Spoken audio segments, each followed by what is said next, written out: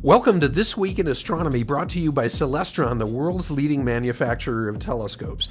I'm Dave Eicher, editor of Astronomy Magazine. This time we're going to talk about something really cool, how you can hold an ancient piece of the solar system right in your hands. I'm talking about the world of meteorite collecting.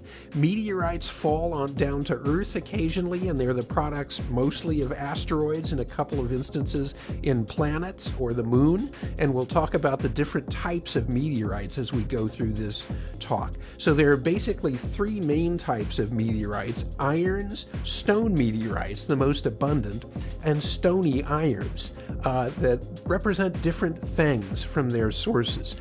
Irons represent the cores of asteroids, mostly the most dense metallic part. They're mostly iron and with a little bit of nickel and other elements. Stony meteorites are by far the most common. They represent the mantles, mostly of asteroids. And then there's an unusual type called stony iron in the boundary between the core and the mantle of these bodies. And they can include some really cool, interesting minerals in that transition zone. So let's look at a few examples, if we can, from my collection, humble examples which we'll look at that will illustrate a few of the types. First of all, we have some irons.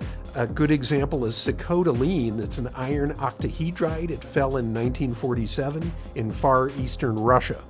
Another interesting iron is Canyon Diablo. It's an iron octahedrite from Coconino County, Arizona. It fell about 50,000 years ago, and amazingly, it's a piece of the meteorite that formed Meteor Crater.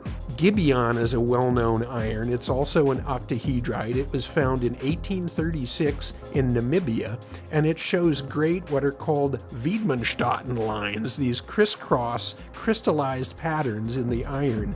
And this results from the iron and nickel cooling very, very slowly over huge time intervals. Gibeon is also very, very dense, and so it's easy to cut and is often used for jewelry, things like watch faces and other things like that.